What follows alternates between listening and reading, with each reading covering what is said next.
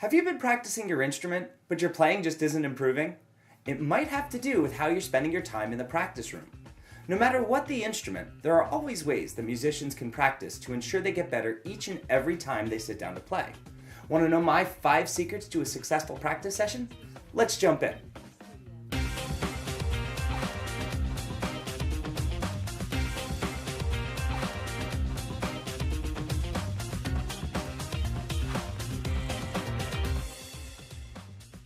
I ask my students in band every week, what makes a musician different from everyone else? And the answer is practice.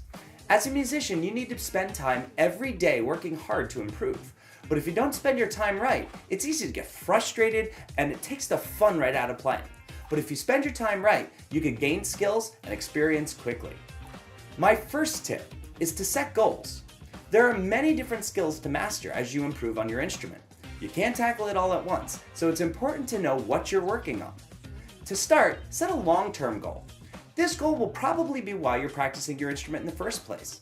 It might include a special song you want to learn, or a major skill you hope to develop, like learning your major scales or maybe even getting into an honor band. You'll most likely have to break this goal up into smaller pieces to work on. Next, we have the short-term goal. This goal usually comes out of the bigger goal, but in the process, you've learned you needed a skill or two that you didn't have. Examples of this could be new notes or rhythms, or technical skills that aren't developed enough yet for your long-term goal. Accomplishing this will bridge the gap between what you already know and what you need to know to reach those long-term goals. Lastly, we have the immediate goal. This is a goal for a specific practice session. The key to success here is making sure the goal is small enough to accomplish in whatever time you have. It might be a few measures, it might just be a scale, it might even just be one note. Knowing exactly what it is you want to accomplish when you're practicing will keep you on task and spending time in the practice room in an efficient way. Efficient practicers will always have these 3 goals in mind when sitting down. This brings us to our second tip for efficient practice: how to evaluate your practice time. One of the biggest challenges in becoming an efficient practicer is recognizing when progress is made. Working hard, but being unsure if you have anything to show for it can be upsetting since, well, you may have wasted your time. That's why we want to be able to tell when something is better, or in some cases, just recognize when it's not improving. But we also know that music is an art, and that means it's always going to have some subjectivity. For some of our practice, we can use simple tools to check for improvement. For example, a tuner can tell us if we're playing the correct note and if that note's in tune. And a metronome can tell us if we're staying in time.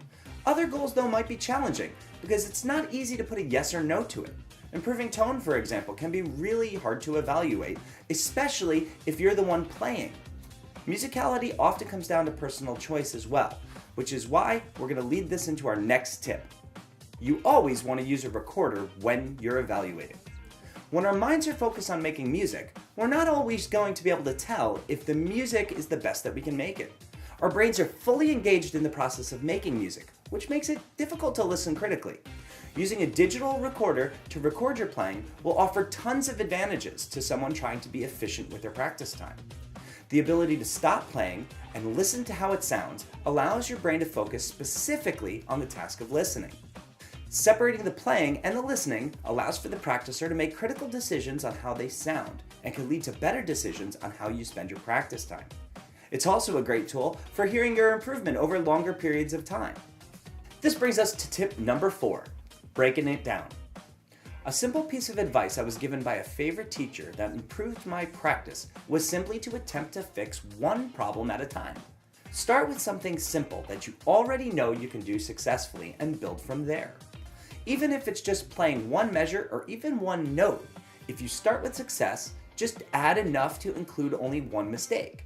If you fix that mistake and repeat the section, not just until you get it right, but until you can't get it wrong.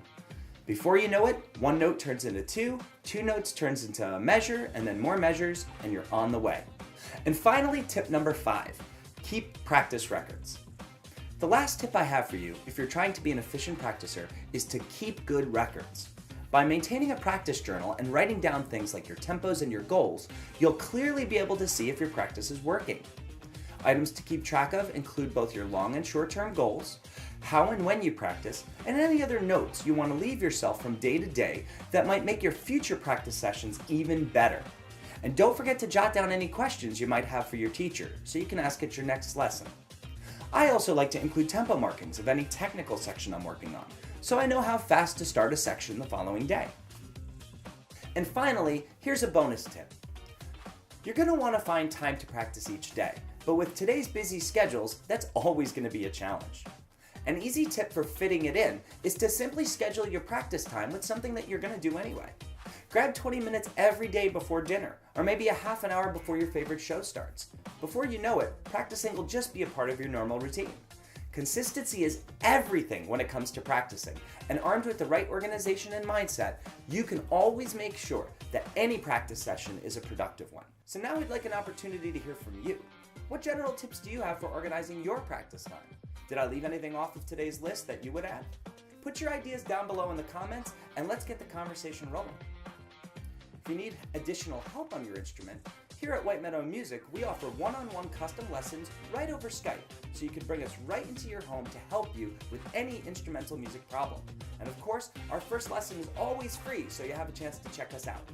If you want more information, go to whitemeadowmusic.com and sign up for that free first lesson. Well, that's all we have for you today. Check out our channel if you'd like to see more instrumental music videos to help you get started on your path to success in playing. Thanks for watching, and happy practicing.